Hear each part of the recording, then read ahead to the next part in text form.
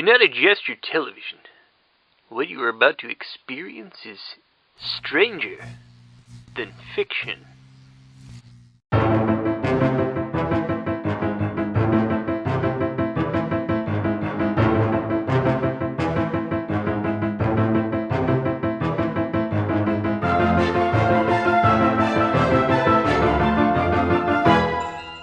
Hey there, strangers, and welcome to Stranger Than Fiction. I am your co-host, Devin.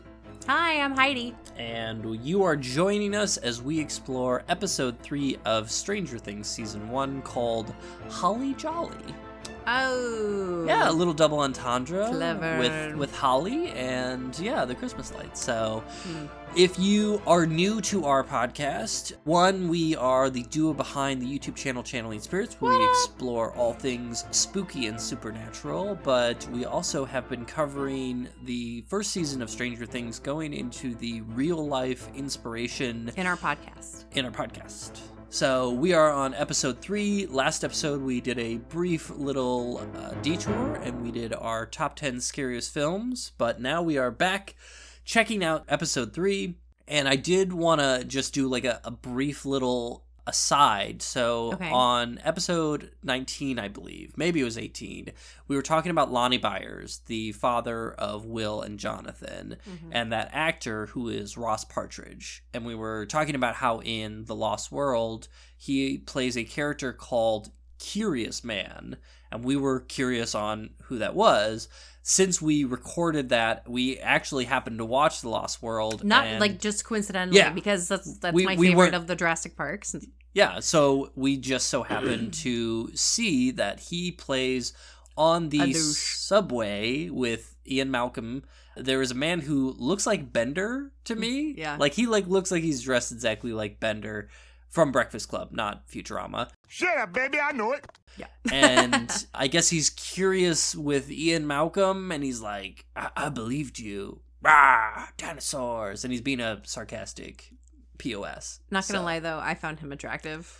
Lonnie, I mean, he's a pretty good looking guy. Yeah, but like in like the dark, like trench coaty look. With did he have cut gloves even? Yeah, I loved it. I feel like he looked... I was like, yes. Real silly in 97. But in case you were curious on who the Curious Man was, we happened to see him. We're like, oh, hey, we know him. Lonnie. So we're going to pretty much jump right in, and we are going to start with... Heidi's Dissection. So it starts off with Barb waking up in the Upside Down, which I think this is the first time we see the Upside Down, right? Yes, yeah, and it's an empty pool, like the pool that she was in, and it's full of vines, so really creepy. And she's like, "What's going on?"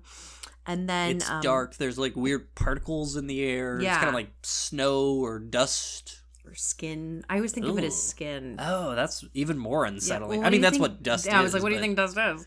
Creepier when you just say there's skin floating in the air. You know, it's fine. It's dandruff season. So Barb starts calling for Nancy. It has a season? Barb starts calling for Nancy and ends up getting chased by a monster, the Demogorgon, as we know now that it's called. And it cuts to Nancy and Steve starting to get it on. Not appropriate. Okay, well, they don't show anything. Can you show him what you showed me, baby? Barb gets taken away, essentially, from the Demogorgon, yelling, "Nancy, Nancy!" And it's like when things are like getting hot and heavy, and she's like, "Steve!" And Barb's like, "Nancy!" But it's a really good interplay of you have this terrifying situation of someone being hunted, and then you have this very intimate interaction, and just the juxtaposition of that.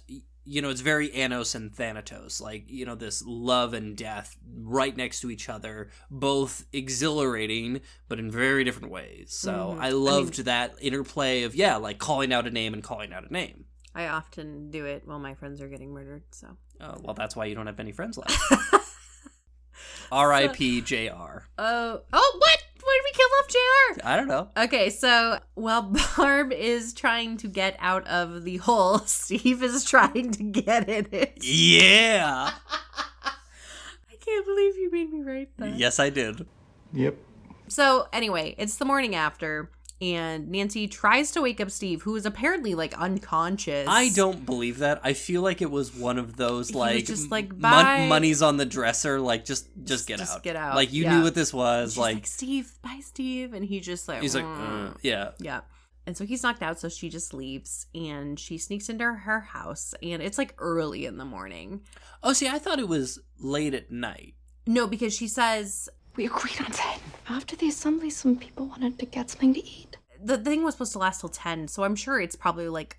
Maybe like midnight 1 or 1 o'clock in the Oh, morning. you're saying like early in the morning, like Yeah. Oh, I Because thought it's you still meant dark like out. No. 5. Yeah, okay. No, because it's still dark out. So Mom, of course, being a mother, is up waiting for her. So Nancy tries to all sneak in and be quiet about it, but Mom, Mrs. Wheeler's right there, and has a really good parenting moment when she's like, hey, like, what happened? She's like, You just talk to me. Yeah, you can talk to me. Like, tell me what happened. Are you okay? And she's like, nothing, I'm fine. Like, being a typical teenager, shutting off. And it's a really sad moment because, like, Mrs. Wheeler, like, she kind of gets teary-eyed, and she's like, you can talk to me. Like, you can tell she really means it. Like, she wants to connect with her kids. Obviously, she has a marriage, so, like, her kids are probably everything she has. Yeah, but I guess I will fully admit that in rewatching this, I think her performance is understated and really well done and well written. Whereas, like, in 2 and 3 and 4, she's barely a character. But, like, I'm less thrilled about some of the direction that they put Mrs. Wheeler in later seasons, seeing how good of a parent she is. Like, she has a good moment with Mike earlier. She has a good moment with Nancy. Like, she's very, like, involved with Holly. And, like, then you kind of, in later seasons, like, make her almost a joke. You know what I mean? Not really. She just got horny. It happens. She's reading Harlequin romance novels It and thirsting happens. after a 20-year-old. Do not judge. I am judging. I'm judging the writers. I think it was a poor decision. I think she was well written and subtle and a good mom. Yeah, but and she then didn't even do it. Anyway, we're jumping ahead. Nothing happened. So she didn't even do it. She didn't even do it. So now we cut to Jonathan Byers waking up his mom, Winona Ryder, in Will's room, and all of the lights are on in there. And basically, he goes in there, and, well, she's awake, I'm sorry. So he wakes up, and Yes. she's been, like, in his room. Yeah. And she's, like, looking at a lamp. She's, like, talking like to the lamp. lights. And so he Yeah. goes and he's like, hey, Mom, like, you doing Yeah, well, he's trying to okay?" hold the household together, and Yeah. she's just And mentally she's collapsed. gone crazy. And she's like, he's talking to me through the lights. And he's like, okay, no, he's not. Then it's just a lot of cutscenes. It's like cutscene. Well, that's how it's... I mean, they got to cover a lot of ground. Yeah. So now it's Mike, Lucas, and Dustin gathering some weapons because apparently they're going to go fight the Demogorgon. And Lucas, he gets like... He's got, like, a Vietnam like a Army knife. Yeah, and like a slingshot. yeah. And like... First of all, it's a wrist rocket. The wrist rocket. Yeah, the wrist rocket. And then Dustin has snacks. Boy after my own heart. Yeah. He's like, we might get hungry. We need it for our stamina. We And I need was like, it for no, stamina. he's got points. Like, you gotta, 100%. you gotta pack right. I am totally on board with him. And so they have to go to school, and Elle, of course, is hanging out in the basement, and Mike tells Elle to meet them at 3:15. He gives her a watch, and he's like, meet me when it says 3:15. He shows her how to tell time, and like, meet me at this location, blah, blah, blah. So now we're at school, and Nancy's walking around, and she's super self-conscious because she just had sex for the first time, and she's walking around, and she feels like everyone knows that her and Steve boned because, maybe Steve, bragged about it, or maybe Steve's douchey friends bragged about it. So she's just super self-conscious that everyone's looking at her and everyone's judging her. And so Nancy notices that Barb is not at school, and she starts asking around, where is she? But they do a She's good not job of, I don't remember if it was the first or second episode where you had Nancy going to her locker and like Barb is always there. Barb's meeting her. Barb's talking to her. Barb's greeting her. It's her bestie. Yeah. And so then all of a sudden you have the scene where it's like, where's Barb? Mm-hmm. And it's a good juxtaposition. Yes. Now we cut to the sheriff, Hopper, and some cops, and they're driving into the facility, right? Yes. The facility where Elle escaped from. They don't know The Hawkins laboratory. Yeah, the Hawkins laboratory. And they talk to the guard, and they're like, hey, like, we know the kid's not here. We just have to do our duty, which, I mean, they're really trying to just play him and get in. Yeah, but I think Hopper does, like, a really good job of... Because, like, he takes his hat off, and you're like, oh, Hopper's gonna, like... And then he actually does a totally different move where he's like, listen, I got parents that are worried. I got a kid missing. I know he's not in... And you're like, I just need to look around for 10 minutes. Like, That's it. It was a good moment of I didn't expect that from Hopper, and it actually got them in. Yes. So, nice little moment there. And then we cut to Elle in the basement, and so right before she left, Dustin's like, she has powers, like, she can protect us that way. And Lucas, being Lucas, is like, no, she can't. Like, she just closed the door. That's not a big deal. And so Dustin brings over the Millennium Falcon model, and he's like, hey, float this. And he just drops it, expecting her to float it. Yeah. So, of course, now we cut to Elle in the basement, floating the Millennium Falcon. Yeah. No one's around, so... Yeah. And she's bored, so she starts wandering around the house. She turns on the TV and she watches a Coke commercial on the TV and actually has a flashback about being forced to crush a Coke can with her mind. So it's not a good, memory for her, and it's the first time I think she does something like that because her nose bleeds, and she's like, oh my god, like my nose bled from this. Like I think that's the first time she like destroyed something, if you will. Because haven't we seen her nose bleed? But I think like based on her reaction on the flashback, that was like her first memory of it. Yeah. So you can tell like this is some change in her power, or she's having a new realization. And then is she like dragged away by Papa? Or is that later? That's later. Okay. So he's like, oh, good job. Go team. Good job. Crush that can. Incredible. So now we cut to the Byers' house again, and Jonathan's out of the house, and Joyce is like, all right, Will's talking me through the lights. I've got some Christmas lights. Let me hang those up. And so she hangs up some Christmas lights, and she doesn't have enough. So she goes to the store where she works and gets a ton more, and she literally 12 packages of Christmas lights. She just keeps stacking It's a crap them. ton.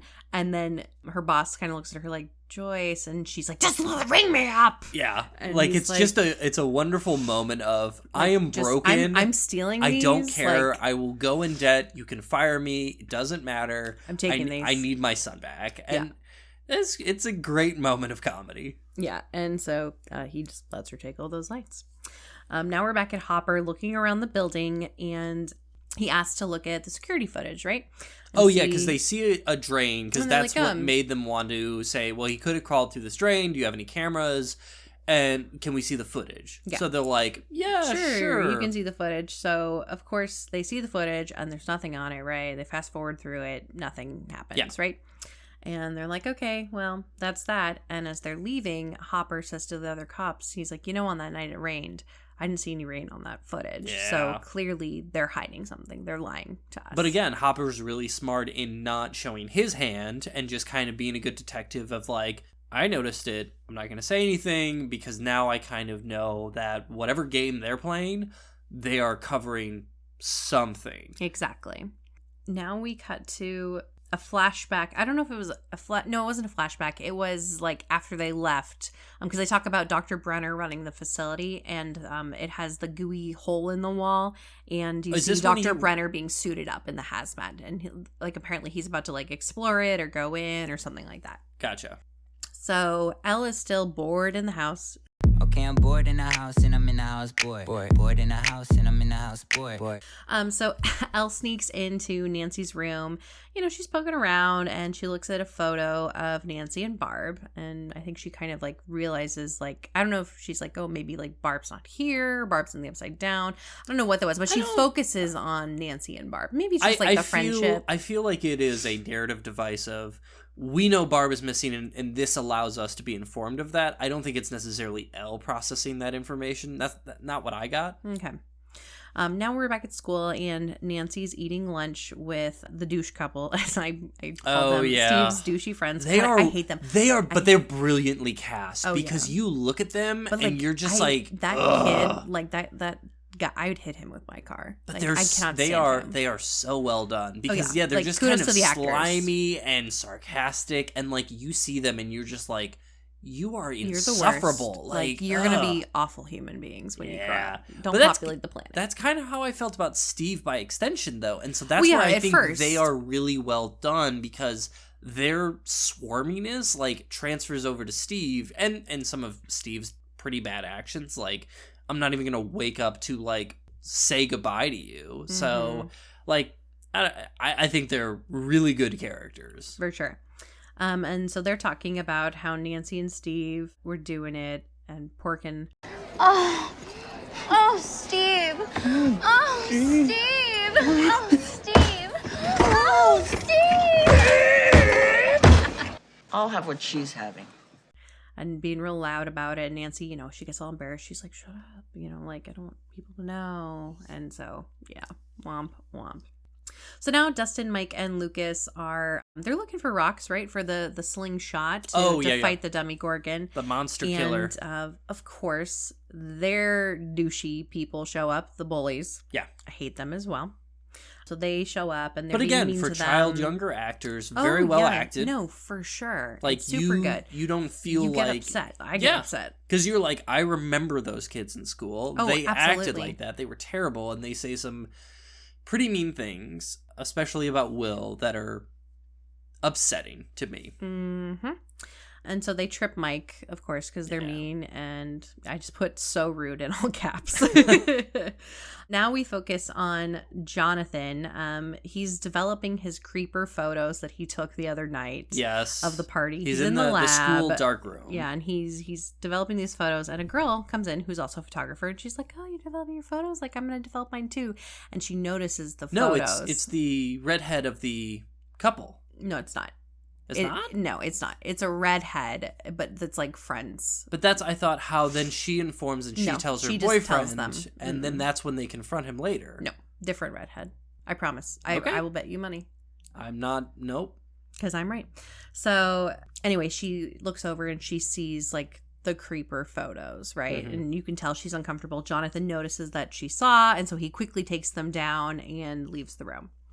Meanwhile, Joyce has all the lights up at her house and is having a winter wonderland over there. Well, and when, like, the earlier scene where she's got, like, 25 boxes, I was like, wait, doesn't she just put them on, like, the one wall with the alphabet? It's and the then I entire remember house. They're going down the hallway, they're in this room, they're in that room, Well, she's she taking wants to follow lampshades them. off. She wants to communicate with Mike. Yeah, with Will.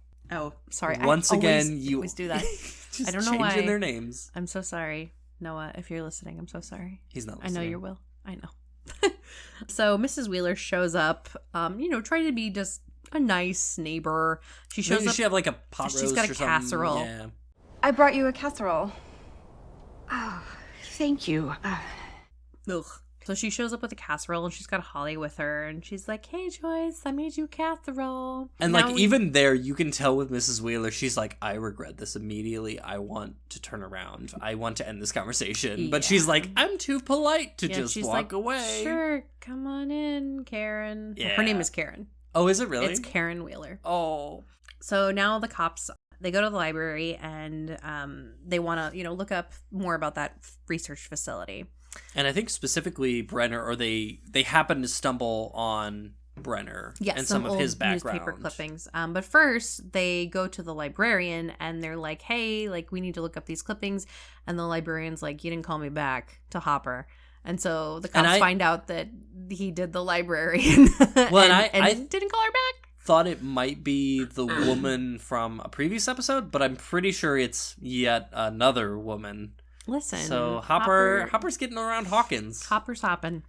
So now we're back at Joyce's house, and they're sitting at a table, Karen and Joyce, just chatting. And she's like, oh, yeah, Will loved Christmas lights, and so I hung him up hoping he would come home. Like, that's like she's trying to cover it. I don't know what sounds worse. Something like that.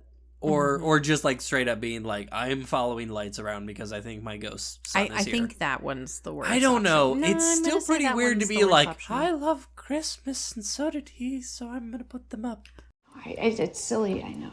No, it's everyone mourns differently, so I think that's totally justifiable.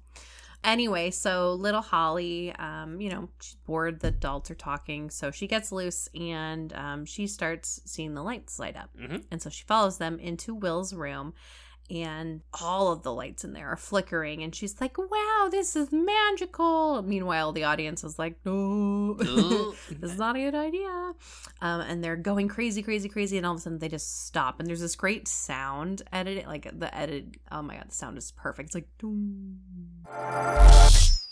And they're just all off, and she's just kind of like, what, looking around, and then she sees the wall move a little bit, and again I ask the question, is that Will trying to escape through the membrane of the Upside Down, or do you think the reason the lights all stopped is because the Demogorgon is hunting him? Or do you think, because I wonder if the lights can be, because now that we've seen later seasons, we kind of get an idea, slight spoilers, on how those lights can be manipulated in the Upside Down. So do you think the Demogorgon could even manipulate the lights? Do you think it has like that sort of intelligence to even bother doing that? Or do you think that was Will, and then Will also trying to exit? I don't know. I honestly don't know. Joyce finds Holly in Will's room, and she's like, "You can't be in here." And Karen, Mrs. Wheeler's like, stop yelling at my kid, essentially. Yeah, like it's that okay. moment. Like, you're scaring her. Like, stop. That and moment, she's like, I was Karen, like, I love this. Joyce goes, "Karen, thank you for the casserole, but I need you to leave." And I'm just like, I've so been there so many times in my life. I'm also going to throw out this casserole. Yeah, it was a great moment. So now Nancy is, she's still worried about Barb. So she calls Barb's mom and asks, where she is. And Barb's mom's like, "Oh, like she didn't come home last night. She said she was sleeping over." And she's like, "Oh yeah, no, I meant, did she come home this morning to change?" And she's like, "Oh no, I didn't see her." And she's like, "Oh, okay, well, oh yeah, she's at the library." Like, Nancy totally lies. Obviously now something is wrong, right? Yeah. Barb's missing. She hasn't been home. And yeah, it's not looking so good. So the redhead, the girl who said that... that was in the dark room. Yes, goes to Steve and the douchey couple and tells them about the creeper photos that were taken from Jonathan. And Steve, being influenced by his douchey friends and being protective of his girlfriend, takes the photos and he rips them up after he shows them to Nancy. And then he breaks the camera, which is a little too far. It's way too far. That is not your property. Like, that's not... Yeah. It's not how you solve things. I just put dick move. Yeah, that one knocked a few points. Oh, I know, and even Nancy feels bad. She's like, yeah, and she does notice though that in the ripped up photos that there is one of Barb sitting by herself in the pool. So she takes those remnants and then walks away. Gotcha. So now Elle is sneaking out of the house. It's 3:15, and so she's going to the place where she's supposed to meet the boys. And while she's there, she sees a cat. And she remembers when she had to hurt a cat with her mind. And, she's hurting it, and the cat is hissing and meowing and clearly in pain. This is in her memory. And she's like, "I can't do it." She stops. She just shakes her head. And she's like, "No." Yeah. And, of course, because she did this, she gets punished. And so Papa has her punished by going into like a solitary confinement room. Yeah. And so as she's, being dragged, she's yelling, "Papa, don't punish me," and stuff. And so they put her in the room, and amazing moment. And God, I wish I had her powers. She shoves the door open with her mind with one and like pushes the guy into the wall and like kills him from the impact. She snaps a guy's neck. And then the other guard, she snaps her head, like she's snapping his neck, and it snaps. Oh my God, such a good moment. And I'm like, yeah. Yeah, but so I feel like, do you think that was the first? Yes, it was, because it was out of, anger. Like, she's like, "I'm being punished to do this." And she's like, "No, I won't go in here." And that's, which anger drives that emotion. But the sad part is Dr. Brenner gets what he wants, which he wanted her to get the ability to hurt another being. And so then he rewards her. Yeah, so he goes up to her. She's like obviously drained. Yeah. Because, she just killed 2 people with her mind. Sounds pretty taxing to me. Yeah. And so then he like coddles and he picks her up, and he's like, "You're amazing." Yeah, and I'm like, you emotional and psychological manipulator. Yeah, like, and then he like carries her away like back to her normal room. It's so messed up. Yeah. Yep. So now the boys, she snaps out of that memory and the boys are there. She gets together with them and they go in the woods looking for Will, of course, they keep doing. Now, Nancy, still concerned about Barb, goes and she's like, I'm going to go see if her car is still in the same spot. And of course it is. So she also decides to sneak into Steve's backyard. His parents are still out of town, right? So she sneaks into his backyard, like hoping to look for clues or for Barb, and nothing. And so, yeah, it's not looking so good for Barb. Now, Joyce is smoking inside her house and, she's clearly frantic and her dog starts barking and the lights start lighting up in the house. So, of course, she's following them and she goes like into a TV stand because that's where it's the like a lights weird lead her cabinet. to. Yeah. Under, like, she, like, ducks in. And, so she's, like, sitting in this cabinet and... which makes sense. She's got a ball of lights and she's, like... she knows that Will is there because the lights are, like, continually lighting up. So she's like, Will, is that you? And then it, like, goes brighter. And then she's like, okay, blink once for yes, blink two for no. And so then she starts asking him yes and no questions. And she figures out, she can communicate with him. But, of course, just asking yes and no questions is very limited. Like, how can I help you? Where can I find you? He can't answer that, yes or no. So she's like, okay, I'm going to put an alphabet on the wall. This is where that classic alphabet scene comes into play. So she paints on the wall the whole alphabet with the lights over it. It's a great moment. Which I know that there's some criticism with Stranger Things of it's very derivative of other 80s properties. And I think that's fair. I don't think it's derivative. I think that's like a love letter and an homage. And there's a fine line between homage and derivative, and I think sometimes it might bleed a little into one or the other. I think sometimes there's really subtle things, like we talked about the Jaws typewriter. I think that's so subtle that, like, unless someone tells you, you're probably not going to catch that one. But then there's others where I'm like, okay, a bunch of kids riding on bicycles. I get it, E.T. But then that was also appropriate of the times. Yes, but also I think there is enough very significant, iconic imagery in multiple series, but especially season 1, that, like, you have the lights with the alphabet, you have, like, the design of the Demogorgon, you have the little, like, Eggo waffles. Like, I think there's a lot of very original, unique moments as well. So I personally think it balances well between doing some cute love letters, but also having its own original story and its own original narratives and scenes that make it stand on its own, personally. Side note, I have a Christmas sweater that has all of the lights and it lights up. It's great. It's my Stranger Things Christmas sweater. All my Christmas sweaters are spooky. Anyway, so now Nancy, realizing that Barb, like, is truly in trouble, she's gone, something's happened to her. She goes home and she's crying and she tells her mom that something really bad has happened to Barb. Now the squad is in the woods. They're looking for Will and they end up at Will's house. Elle leads them there unintentionally. Intentionally, actually. She didn't know it was Will's house. She's just trying to, like, locate him. No, but she's essentially tracking him and nobody really understands that. And they get mad that they're being brought to Will's house. They're like, no, he's not here. I mean, he is there though. He's in the Upside Down. And she even says he's here. She says he's hiding. No. And it's so clever. Which makes sense because that's why Joyce goes under the little cabinet. It's like that's where he'd be hiding in a protected area. Like, it's very clever. Absolutely. But of course, no one believes her, not even Mike. Like, he gets angry. And then they see cop cars go by. And so they're like, well, let's follow the cop cars. Let's see what's going on. And this is where it gets really sad. It is such... So I just want to say the Peter Gabriel rendition of Heroes is just haunting, and just even rewatching it. Like, I kind of had to, like, just back away because I was like, I'm going to start, like, sobbing because this is just a brilliant moment of great music and great just editing. All of it is just amazing because you see, like, the sirens. Oh, no, there's not yet. There's one part before that. No. So they see the cop cars and they follow it.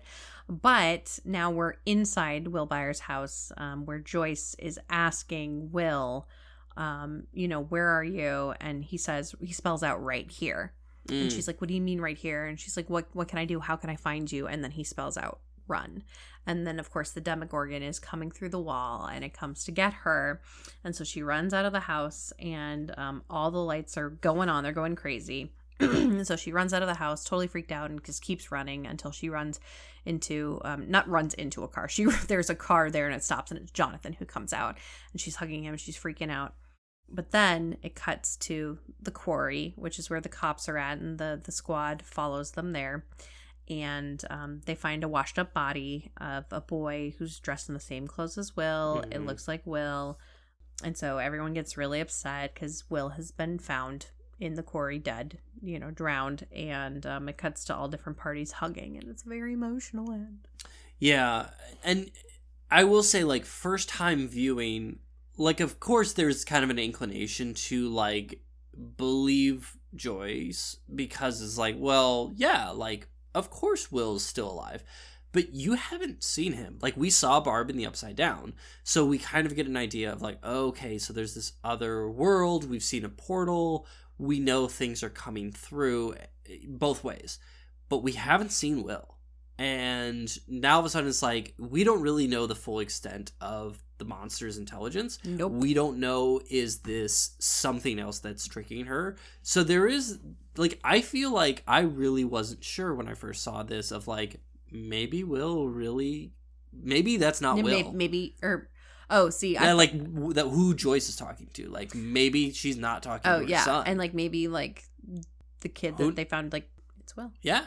So, I thought it was just such a great cliffhanger ending and just a solid episode. So, what would you, on a scale of 1 to 10, how many secret government experiments would you give this episode? 10. It was very good. I think I'd give it a 10 too. Yeah. The ending alone with just heroes, the beautiful bow that wraps it in.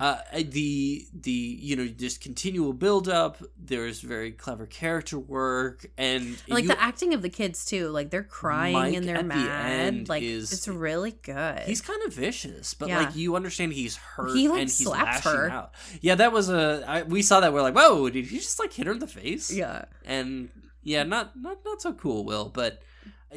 Overall, like, from the even, terrible high schoolers, for Steve's little posse, like, a lot of solid acting, great music. It's just, I really like this one. And all of it was filmed in Georgia. Ooh. Karen, thank you for the casserole, but I need you to leave. Now we're going to move on to Behind the Screens. Why do you always do that? All right, so this episode was written by Jessica Mecklenburg. She was also a co-executive producer for all 8 episodes of season 1. Changing up, this is the first episode that's not directed by the Duffer Brothers, who are the creators of the series. It's actually directed by Sean Levy. So do you know Sean Levy by name? Is he related to Dan Levy? I knew you were going to ask that, and he is not. I was like, she's going to ask if it's... a brother. What? So no relation to Eugene or Dan or the rest of those Levies. But he is actually probably, I would say, best known for directing all 3 Night at the Museum films.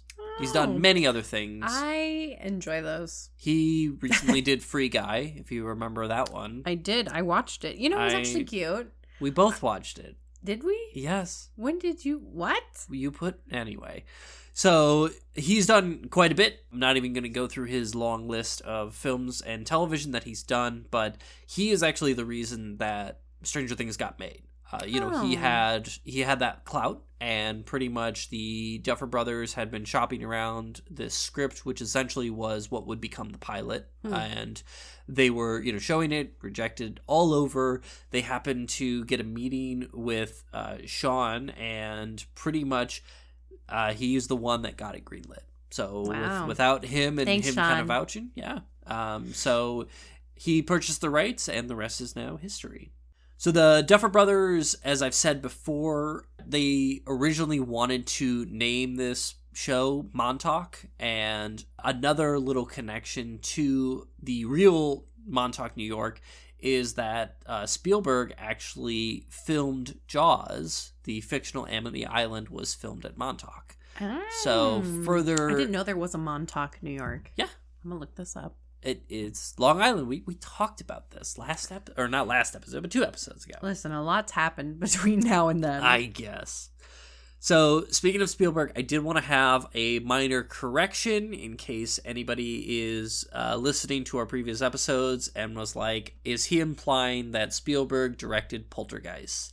He did not. Tobe Hooper directed Poltergeist. Hooper. Spielberg did write and produce it, so when I say there is a Spielberg influence in Poltergeist, I stand by that, but if anyone is trying to say that I am claiming that he directed it, I'm not. Tobe Hooper deserves all that credit. He's a great director in his own right. Also, Montauk is super cute. Yeah. We should go. Okay, well, you may change your mind in a few episodes when we talk about the Montauk Monster. There's a real-life cryptid. We'll get there. Now we should definitely go. We'll get there. So again, Spielberg influence on this episode. The first 2, I would say, highly influenced by E.T. This episode, a little bit more influence from Close Encounters of the Third Kind. So you have 2 different middle-aged blue-collar parents that are having, I would say, a nervous episode after, various things that they've encountered have led them either to make a giant mountain out of mashed potatoes or obsessively buy Christmas lights and put them up. You have, 2 individuals who are really struggling with the situation that they're in and can't really mentally comprehend where they're at. So, cute little kind of parallels there. They also both take place in Indiana. Gary, Indiana. Nope, this is Hawkins. Hawkins. So, slight little tangent. We recently watched Prey, and you enjoyed it. The new one. Yes. Oh, yeah.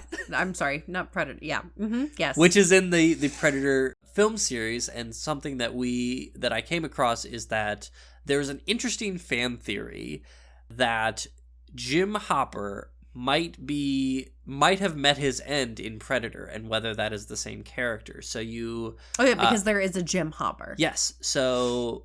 Not to really give too much away, but Stranger Things Season 4 takes place in 1986. And, well, I guess this is spoilers. Given a little moment there.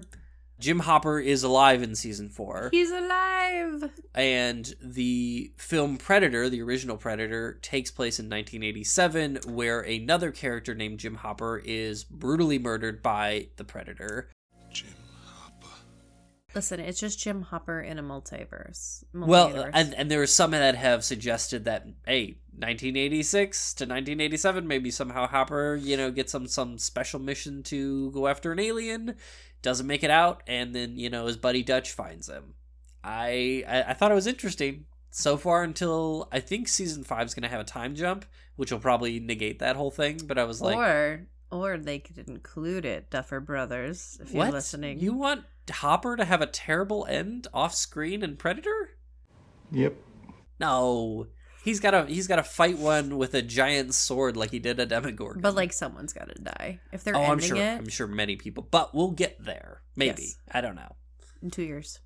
So, another little thing that I noticed in rewatching Predator is there's also a character named Hawkins. Did you find Hawkins? So I personally think that they... Like an homage. Yeah, like many things, you get a lot of references to all sorts of 80s films. I feel like if they pulled the name Jim Hopper, which I would put money on, then that's exactly what they did.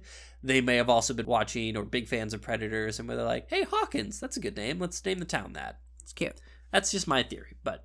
Also, speaking of Hopper, you'll notice when they're in the library and they're researching Dr. Brenner, they actually make note that he has ties to the secret CIA experiments of MK Ultra, which we've talked a little bit about before, and we will do an entire episode on, because it's interesting because there's a lot of the quote real life inspiration or story behind Stranger Things. A lot of times they'll say, oh, and then I was brainwashed from the MK Ultra program.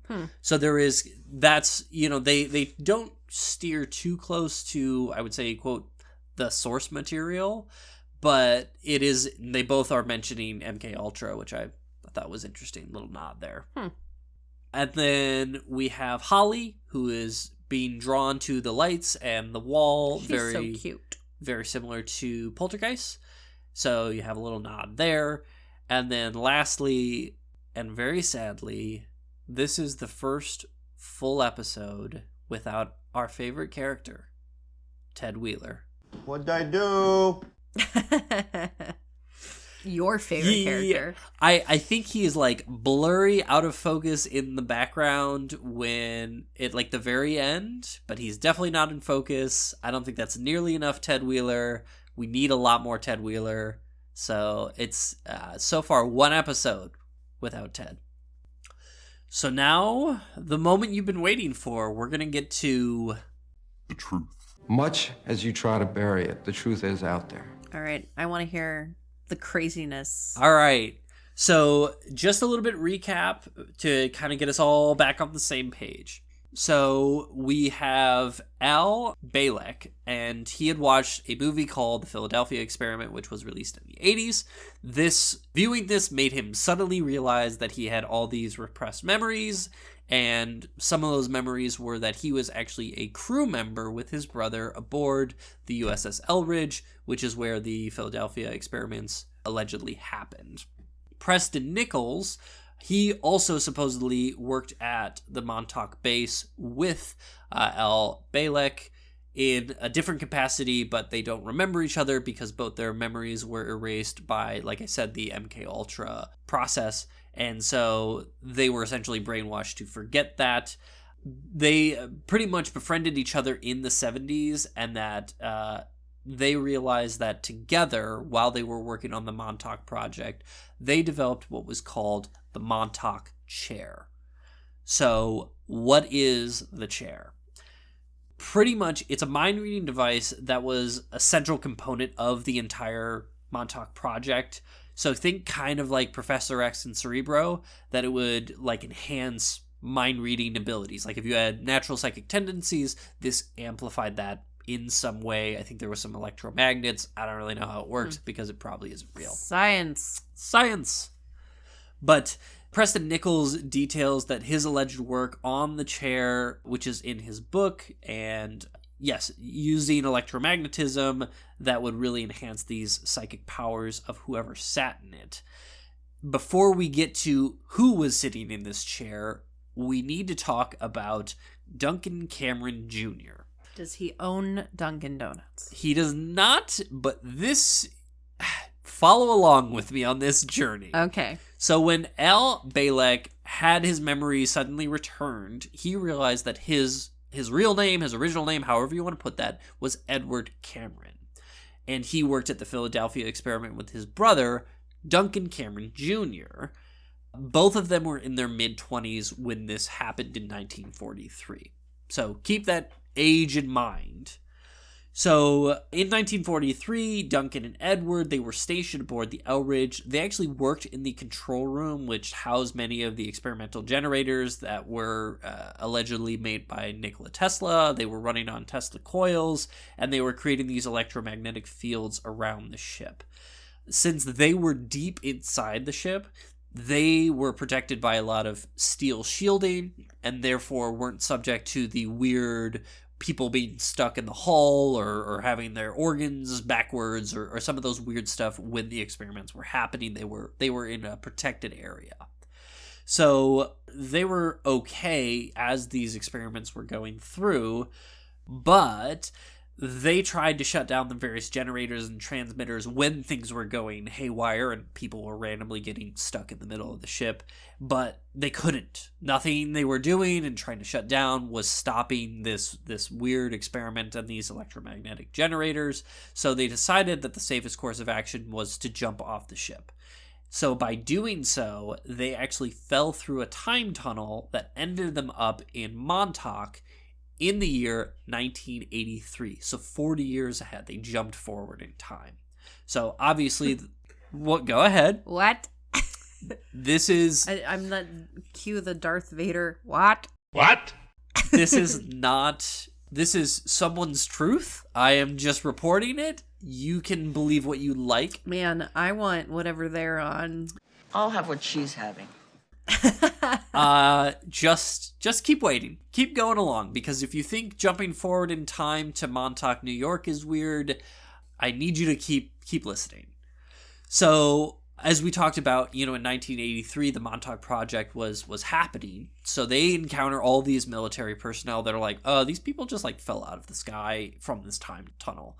So the two brothers met Dr. John von Neumann, and he was the man who essentially was behind the aspects of the Montauk Project since 1943. The problem with that is John von Neumann, he died in 1957. So similar to Nikola Tesla, part of this grandiose story is somehow those people have continued beyond the grave. I guess the government did a tremendous amount of work to save these two brilliant men, and their deaths were fake. That's what I'm saying. But then are now working on secret government experiments. Regardless, secret Asian man. That's the story that we're going with. So Dr. Newman informed them that he had been waiting for the two of them to appear, but he actually needed both brothers to return to 1943 to turn off those generators to close that time loop. So the Philadelphia experiment had created one side of this tunnel, right? And something else in 1983 had created the other side of this tunnel that they fell through to time travel. But they're like, we need to go back, and you need to shut off your side, because we can't have a time tunnel wreaking havoc on things. So that's what they did, is they returned back to the Elridge. They managed to shut off the generators in some way. I don't know what they did differently, but apparently it worked. But just before the Elridge returned to its proper place, Duncan decided he was going to jump back through time to 1983 at Montauk. So Duncan stayed there for good. Time tunnel has collapsed. Duncan found himself, suddenly he started aging at a fantastic rate. That somehow moving forward in time through a time tunnel, he just starts rapidly aging. So all of a sudden, I don't know if he is now 40 years older and he's in his 60s, or it's just some weird degenerative time travel. Anyway, so Duncan is just suddenly aging, and Montauk scientists decide they can save him. But there's only one way. And the way that they're going to do it is they're going to take his mind, his consciousness, and they're going to put it in a new body. Because apparently the U.S. government has that technology. Wow. So what they do is they use time travel to inform Duncan's father, Duncan Cameron Sr., that he needs to have another son. So he's had Edward, he's had Duncan, he needs to have a third son, somehow knock up his wife again. What they're going to do is then name that third son Duncan Cameron Jr. as well, which wouldn't confuse anyone to the general public of like, oh, how's your son Duncan doing? Which one? The same one. But anyway, you've now got 3 Duncans. One of them's rapidly aging in the future. Duncans. No, there's 3. You've got Duncan Sr., who's the father who's convinced his wife to have 2 sons named Duncan. You've got the other 2 Duncans, one of them rapidly aging in the future. The other is somehow born, named the same thing as his brother, and then at 12 years old, then they shove his consciousness out, so then other Duncan Jr. from the future can put his consciousness into his younger brother. So he just killed someone. We don't know what happened to other Duncan. I guess his consciousness is just floating around in the ether. But he murdered someone. Essentially, his brother. I don't know how exactly the government transferred a mind of someone through time to their brother and essentially, murdered them through some sorts. But they did. So, anyway, pretty much Duncan, this new version of Duncan, which is Brother Duncan, but with the mind of Old Man Duncan, it turns out that he is actually very talented with natural psychic tendencies, which makes him a perfect part of the Montauk experiment. And he is the one that uses the Montauk chair the most. So Duncan could manifest objects by thinking about them when he was sitting in the Montauk chair. He could do a lot of different things. But, quote, the first experiment was called the Seeing Eye, With a lock of a person's hair or other appropriate object in his hand, Duncan could concentrate on the person and be able to see as if he was seeing through their eyes, hearing through their ears, and feeling through their body. He could actually see through other people anywhere on the planet. But so it's like cerebral. Yeah, that's what I was saying. Like, just like cerebral. Yeah, but also, it sounds exactly like when Elle is remote viewing. Remember that, like, that blackened space with, like, the water on the ground where she can see anyone? Like, this is pretty much directly Stranger Things taking from that. And that's where you see a lot of that. You know, in later seasons, they certainly have, like, chair-like devices that amplify them. So clearly, like, you know, still seeing some of that influence, but So who did he report this to? Who reported to what? That they would do these experiments? Who claims this? Duncan? No, Duncan, we'll get more on Duncan later. This is his brother, who allegedly is named originally Edward Cameron, but now he's going by Al Balek. And he, in a UFO he met his friend, Nicole Preston, and they both realized somehow that they were part of this Montauk project. And in a weird little folie à deux, just kind of fed off each other. And it's like, oh yeah, I was working on this Montauk chair. Oh yeah, and we transferred my brother's consciousness through it to a child. So then I believe Preston Nichols then wrote a book. And that's where we get a lot of this allegedly information. I really want to read this book. I would read it 100%. I think it's worth it once we get to the end. I just want you to kind of go through this journey, but it's just so fascinating and it's not done. That's kind of where we're going to leave it for now. What? But that's a lot of suspense. We gotta listen, we still have portals and monsters that we have to get through. We have to talk about some of the other people that were in that Montauk chair. And we've got to go through all that and the rest of season 1. Okay. Before we go, we do have to cover I Want to Believe. Now I'm a believer. And my question is, do you believe any of that? Let's start with the most practical and say that there is a secret government base doing projects. I'm sure there is. At the Montauk, area. Let's say that is true. Do you believe that they were doing any sort of psychic experiments? Sure. Okay. Do you think they were doing that on children? I mean, anything is possible. So, okay. Yeah. Okay. Do you think that one of those children was Duncan, the third brother of Duncan Sr., whose brother from the future pushed his brain out? No. Okay. Do you think that there could be a chair that could, enhance natural psychic tendencies? Possibly, but I feel like it would, mess with your body, too. Like, if it's, electromagnets? Yeah. I mean, electromagnets have some effect on the human body. It certainly depends on the levels. I'm not sure why, other than it sounding sciencey, why that would enhance someone's psychic tendencies. What about it? Yeah. So that's interesting. Do you think that the U.S. government has some sort of technology to shove someone's consciousness out of their body into another body, maybe if they're related? No. Okay. That's... That was an Adam Driver no, if you know what I mean.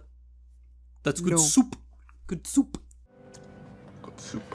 So, let us know if you believe more than we do, or you believe less than we do. I'm always curious on what you think electromagnets could do to help enhance someone's neurological state and make them more inclined to do very psychic things, like see through another person's eyes. That's pretty far out there. My brain is literally trying to process this, and I feel like my eyes are bulging out of my head because I'm just I just remember when I first was reading this, I'm like, what? I had to reread it over and over so I could accurately describe what was happening, because I was like, this, what? Excuse me? And it just keeps getting weirder. Okay, when we're done with season 1, I'm going to get my hands on that book, and then I'm going to record a follow-up of my thoughts on this book. All right. I think that we'll do that maybe as a little Patreon exclusive give you guys a reason to check out our Patreon, which, if you would like to help us, is always a great way to do so. We have all sorts of behind-the-scenes information on this podcast, as well as videos that we do on our YouTube channel. It helps us and allows us to do these a little bit quicker, so you're not going to have to wait on the edge of your seat until we go into next time, which is going to be the further adventures of the Montauk Project and what else is going on in there. Oi. Yeah, it's going to be fun. It's going to be exciting. I can't wait to tell you. Well, until then.